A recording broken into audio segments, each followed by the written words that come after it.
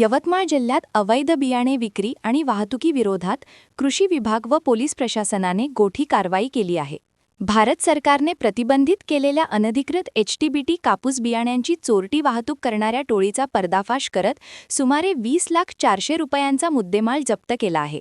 12 April रोजी यवतमाळ शहरात एका किया सोनेट आणि अन्य एका चारचाकी वाहनातून प्रतिबंधित बियाण्यांची तस्करी होणार असल्याची खात्रीशीर माहिती स्थानिक गुन्हे शाखेला मिळाली होती.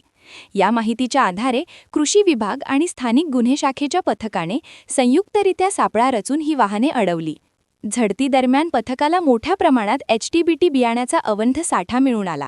यामध्ये प्लॅटिनम 5G नावाच्या प्रतिबंधित कापूस बियाण्यांची 400 पाकिटे आहेत. जप्त केलेल्या बियाण्यांची बाजारभावानुसार किंमत 3,60,000 रुपये इतकी आहे.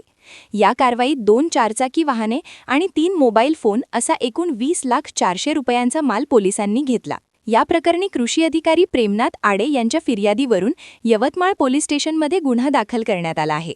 या प्रकरणी पोलिसांनी संतोष ठाकरे, निखिल लंगडे, सतीश ठाकरे या तिघांना अटक केली.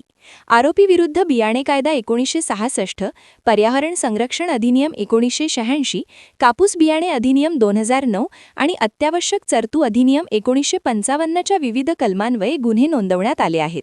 ही कारवाई निविष्ट व गुणनियंत्रक संचालक सुनील बोरकर, विभागीय कृषी सहसंचालक गणेश घोरपडे, जिल्हा अधीक्षक कृषी अधिकारी मनोजकुमार ढगे आणि कृषी विकास अधिकारी रुहुदास आहे यांच्या मार्गदर्शनाखाली जिल्हा गुणवत्ता नियंत्रण निरीक्षक धीरज मोहेकर, प्रवीण जाधव व सहकाऱ्यांनी यशस्वीरित्या पार पाडली.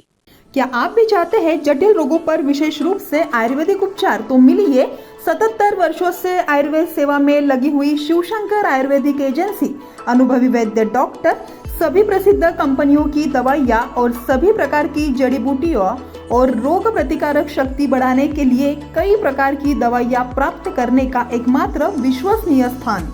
हमारे यहाँ सभी प्रतिष्ठित कंपनियों की दवाइयाँ उपलब्ध है. समय सुबह 10 बजे से रात 9 बजे तक. तो फिर इंतजार किस बात का? महाजन मार्केट के पास टेम्पल बाजार रोड, सीताबर्डी, नागपुर. 8605245080 9112079000.